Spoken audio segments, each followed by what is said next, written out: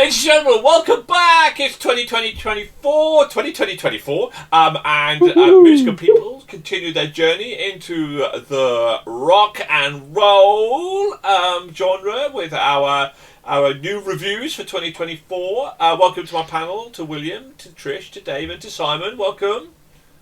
Good morning. Hello.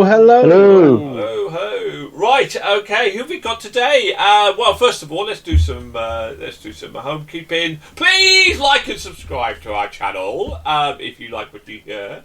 The format of the show is going to review 2 albums, put them head to head, rate them out of 5.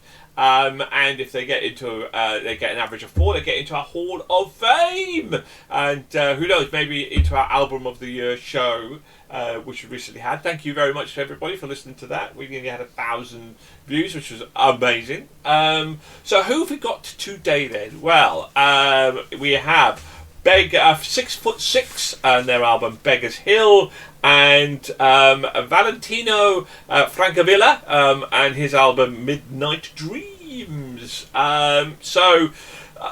Honestly, finding information about 6'6" was like needle in a haystack. I mean, all I got was they're from Sweden. Their lineup is Christopher Borg, Christopher with a K, Gobel, and Marcus Goodfassen.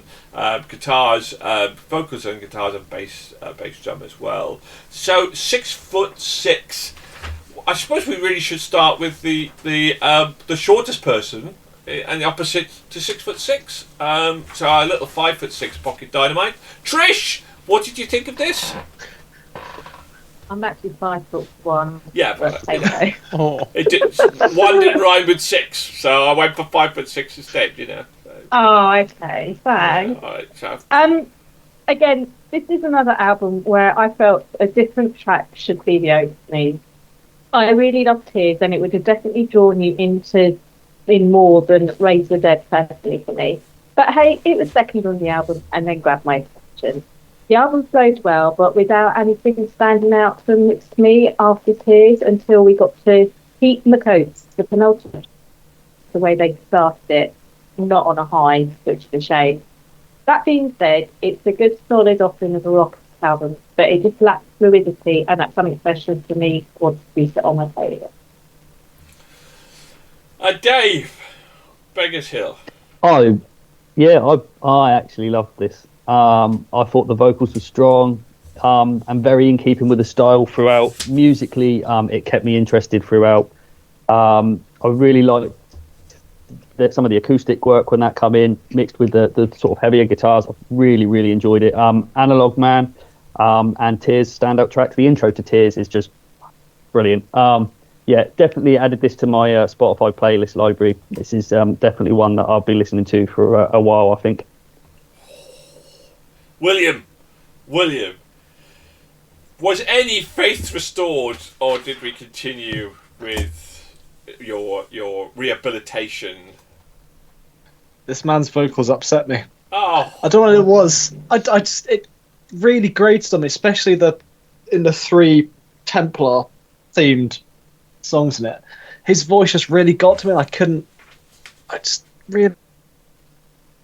To be honest, it's not really my kind of thing. It was too slow, very Judas Priesty old style. You can tell they're very heavily influenced by Judas Priest and that kind of oldie artists. And as we know, the old oldie style heavy metal is not my forte.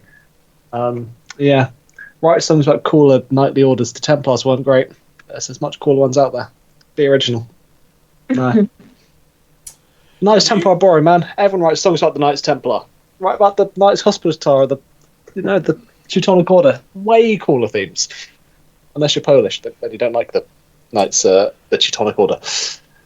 No, it was an album. Good job again. Wow, I'm going to have to start calling you Dave, and Dave calling Dave Will at this rate. It's just like... Mate, you put that against stuff like, Glory Hammer, Angus 6, Amaranth. Different sort of power metal. It's still power metal, though, isn't it? Well, it's a big genre, and if you're not doing stuff to stand out or sound like special and good, it's just average and a bit naff. wow. It doesn't do anything special. It doesn't do anything special. It's very For middle of the you. road. Right. Well, Just the facts, y'all. talk about somebody who is special, Simon. I suppose special in a nice way, by the way. Good. But no, he's special. What have I done to upset you? I've been nice. I've been nice. Honestly, I've genuinely been nice. Digging himself into a bigger hole, if you ask me. I know, I was, yeah. So, the actual album, anyway. For me, this is a good chunk of heavy metal right here. Shredding guitars, heavy bass, pounding drums, vocalist that sounds like a younger Bruce Dickinson. It was all quality stuff. The triple track story of A Templar's Tale was cool, if overplayed story style. But I actually don't have many notes on the album, because when I was listening to it, it's a really solid album, and it took me back to those like early days of Maiden, and I was just sort of just lost in the moment listening to it. So I didn't. It's weird. I didn't really pick out a huge amount of details, but it's because it was just enjoyable to just listen to. It didn't offend me. It didn't grab me massively, but it was just almost comforting in a way. I guess my only issue is that they didn't do enough to stand out, I guess. But then the sound they were producing, they were doing it so well. Do they need to do anything? Like, I don't know. I just really enjoyed it. I thoroughly enjoyed the album. I really did enjoy the album from right from the beginning. Tears, Fire Will Burn. I don't think the story was about the history of Templars. It was about the story of a Templar, from the Prodigy to the actual fight and then to Homecoming. It was a heartfelt, warming story. Though I agree a little bit with Simon, it overcooked it a little bit, if I mean, and I think in terms of lyrically and storytelling, it was the strong point of the album. But in terms of vocally, I kind of see where William's coming from a little bit. I kind of went, yeah, it's a bit overcooked. But then they finish off with Peak My Goats, which just had me in absolute stitches. I absolutely think that is just brilliant. Absolutely, it had me absolutely rolling, and also it was a jaunty. It had me going. I thought it was absolutely brilliant. It was a wonderful way to finish off an album. I thought it was just fantastic. I absolutely loved it. I mean, I was one of Judas Priest's biggest fans. I disagree. I don't think they're Priest more like there was towards the likes of storytelling ways of Saxon, maybe, and those sorts of genre, maybe. But I think a lot more fresher, a bit more upbeat. I thoroughly enjoyed the album. I thought it was brilliant. It had me rocking. It had me smiling. It had me fun. Yeah, definitely on my playlist, and I absolutely adore the album. I thought it was absolutely fantastic. So, let's find out who they're up against then. Valentino, Francavilla. It's very, very, very hard. His website is brilliant, but it's just all in Italian, and I couldn't get it translated. So I did find a little bit of blurb that he put about himself on Bandcamp. After my debut album, Heavy Change, here my new record and second album, Midnight Dreams, made with all my heart and love for music. Inside you'll find a typical style and taste, but more fresh. I also think songwriting production is more mature, and he goes on to say that he hopes we all enjoy it. And big hugs from Italy. Dave, then, Valentino. Did Valentino swan into your life, leaving you spinning? Well, again, I really did enjoy this. Guitar was out in force for a lot of this album. There were times when there was a danger that it was going to get a little bit samey, but it's short and sweet. It comes in, it does what it needs to do, and then gets out. Doesn't overstay its welcome. Welcome to Hell is just a great track. I've listened to that so many times. It's what made the playlist almost instantly. It's going to be one that I definitely listen to again, and I'll be interested to see what he does in future for sure. William. That's me. It is. Hello. It is, William. It is you. As seems to be the style of this one for me. This album is definitely better than the first one we reviewed. What are we here It's for? like you put one in that. It's like you put one in that I'm not gonna like, just to bring up the mood. I mean, like the first thing that sprung to my mind when I listened, like Dave said, the guitar work is absolutely mind blowing. It's fantastic. I got to points where I was drowning out all the sound apart from just that guitar because it was so impressive. I like this. It's good. It's solid. It's nice, inoffensive power metal. Comes, it does its thing. Goes without saying anything. Overly pretentious. Does its stuff. Nice, solid, good listening. I was quite a fan. Would you put it as power metal? You kind of. It's definitely more power metal than the last album was. That was just heavy metal. That one. That wasn't powery at all. Okay. I mean, with the guitar and the more vocal style, this is closer to it. It's probably more thrashy, but it's definitely more that classic power metal guitar sound. Simon. Taking a little journey. So, started playing the album, and I was like, I wasn't listening. I just have it on the playlist. So I was just listening to it, and I went, "Ooh, that's a good bit of guitar." Led nowhere. Apparently, 2024 is the year of pointless intros. Look, just make it a track. There's only 8 other tracks on the album. Just put in another minute of some guitaring and a couple of lyrics into the song Eternity, which is ironically named. And it would be a really awesome opening song, but instead it's wasted. Anyway, I've got that off my chest. I should probably talk about the rest of the album. For me, the real hero of the album was clearly the guitar. He makes that instrument sing its own songs almost beautifully, which is good because his vocals, whilst they're strong and they fit the genre, I will just never be a fan of the trapped bollock cries. For me, it's the guttural roars all the way.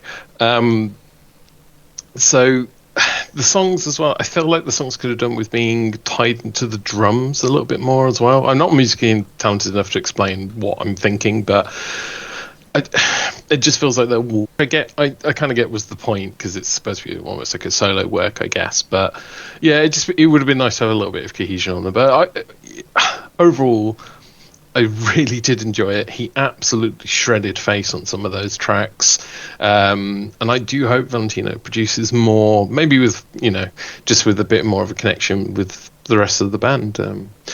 I did Google Valentino and just to see what else he had done, and my only comment is that he looks exactly like I would have expected him to. Yeah. It's not a bad thing. It's not a bad thing. He's a good-looking man.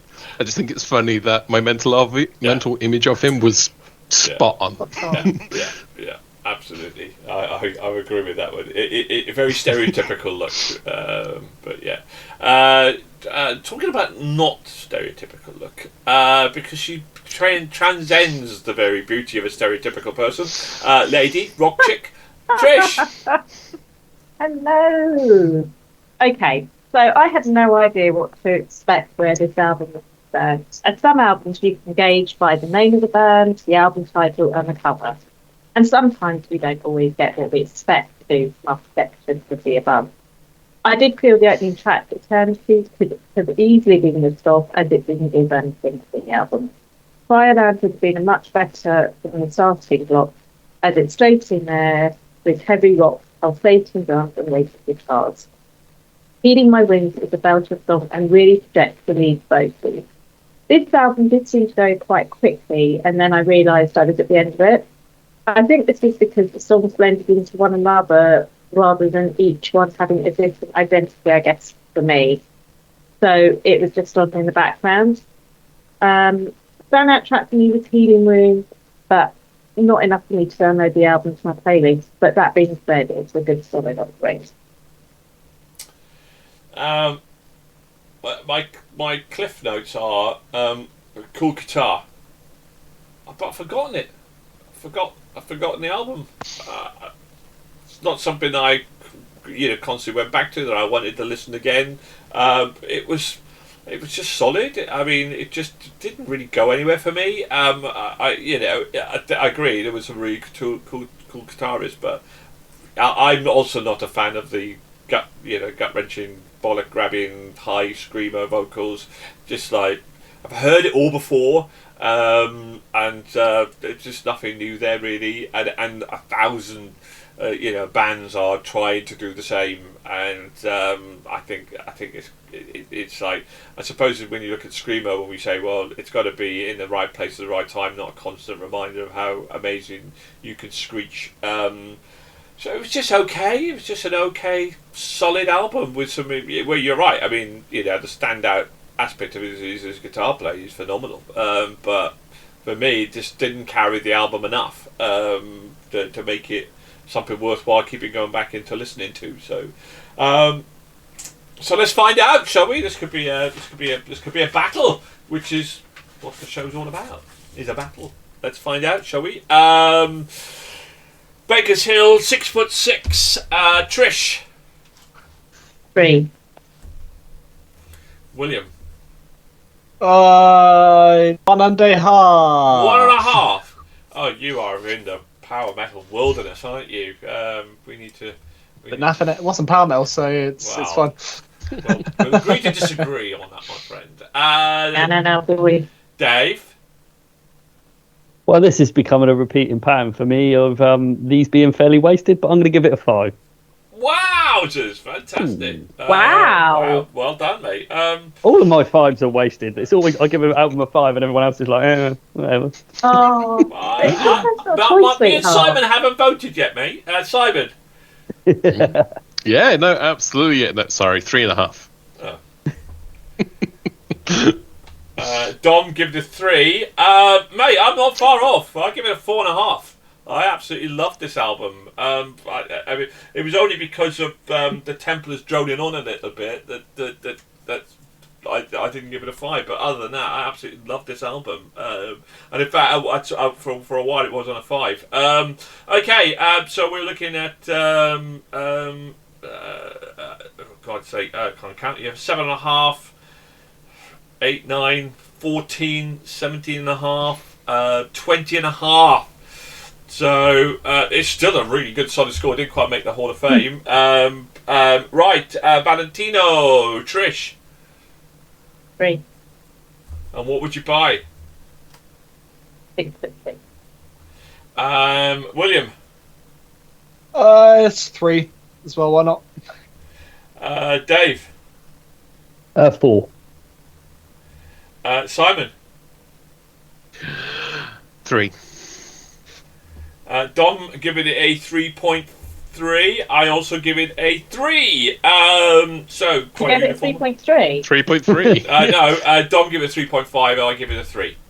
Sorry. Okay. So Dom That gives wasn't what you 3.5. originally said. That wasn't So what you 3, said. 6, 9, 13, 16, 19.5. But I would buy 6'6". Trish would buy 6'6". Will would buy Valentino. Dave would buy 6'6". Simon would buy 6'6", and Don would buy Valentino. So 6'6" is the taller of the two in our ratings. Couldn't resist that. So both albums did really, really, really well. 20.5 and 19.5. Nothing this month out of this pod reached the but I think it's going to be harder to get into with 6 votes to get into our Hall of Fame. So anyway, thank you very much. If you enjoyed the show, please like and subscribe, and thank you very much to my wonderful panel, to Dave, to Will, to Simon, and to Trish. Thank you very much. Keep on rocking. Keep on safe. Thank you very much, boys and girls. Thank you. Goodbye. Bye. Bye.